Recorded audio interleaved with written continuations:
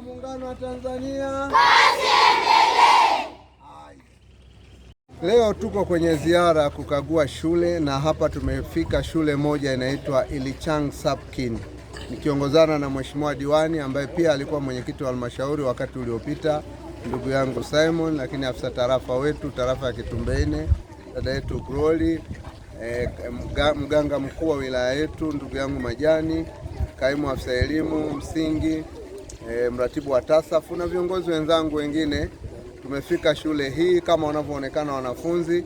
Shule hii ina historia kubwa sana. Katika shule ambazo zimejengewa na uzio kwa fedha ya serikali kupitia mpango wa kunusuru kaya maskini kwa maana ya TASAF, fedha zililetwa zijengwa hapa fensi nzuri, lakini pia kuna mabweni yamejengwa, mabweni mawili mazuri. Shule hii ina maji, ina umeme, shule hii inafikika hapa. Ukitoka makao makuu ya wilaya yetu ya Longido mpaka kufika hapa ni kilomita 98. Lakini shule kama unavyoona wanafunzi wetu wako karibu 507. Watoto hawa wanapata chakula hapa kupitia uongozi wa serikali ya kijiji, mwenyekiti wa kijiji na wananchi wa hapa na mwenyekiti wa kitongoji wanajitoa na kutafuta fedha kwa ajili ya kuhakikisha watoto wanakula shule. Wote watoto wanaoonekana hapa wanapata chakula shuleni, na ni shule ambayo wanafanya vizuri sana. Jamii hii ni jamii ya Kimasai, lakini watoto wamekuja kusoma hapa. Hii shule imesajiliwa kwa shule ya boarding, na sasa hapa tunakuja kuongeza, na mimi nimeelekeza kuja kujenga nyumba ya walimu 2-in-1 kwenye eneo hili ili walimu wengi waendelee kukaa kwenye shule, kwa sababu tuna nyumba moja tu ya walimu. Lakini sambamba na hilo, hapa tunaongeza vitanda, kwa maana vitanda vilivyoko havitoshelezi.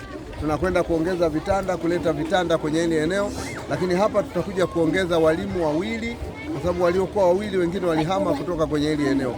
Kwa hiyo kwa uzuri na umuhimu wa shule hii ina historia, shule ni kongwe, shule ambayo kwa kweli shule ina heshima yake, kwa sababu Mheshimiwa Rais Daktari Samia Suluhu Hassan, rais wetu wa Jamhuri ya Muungano wa Tanzania, ameleta fedha, imekuja kujengwa shule nzuri kama unavyoona. Yaani kwa maana nyingine huduma zote zipo. Kata hii ya Gelailumbwa ina kituo cha afya kizuri kabisa, lakini kata hii ina shule ya sekondari bora kabisa, na sasa kuna shule za msingi ziko 2, ikiwepo hii ya Ilichang Sapkin, lakini na iko shule ya Gelailumbwa, shule ya msingi. Maana yake tunataka kuwajengea uwezo watoto wapate fursa muda mwingi wawe shuleni wasome.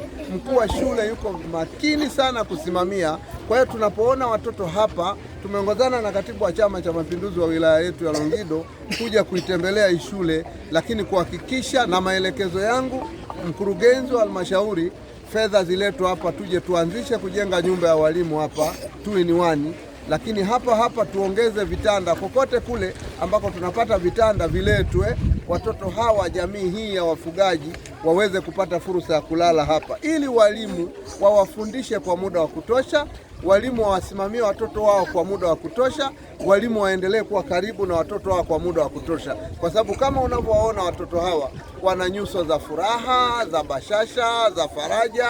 Watoto wanafanya vizuri. Darasa la 7 watoto wanafaulu sana vizuri, na sasa hata darasa la 7 lijalo tarehe 9 na 10 mwezi wa 9 kutakuwa na mtihani wa darasa la 7.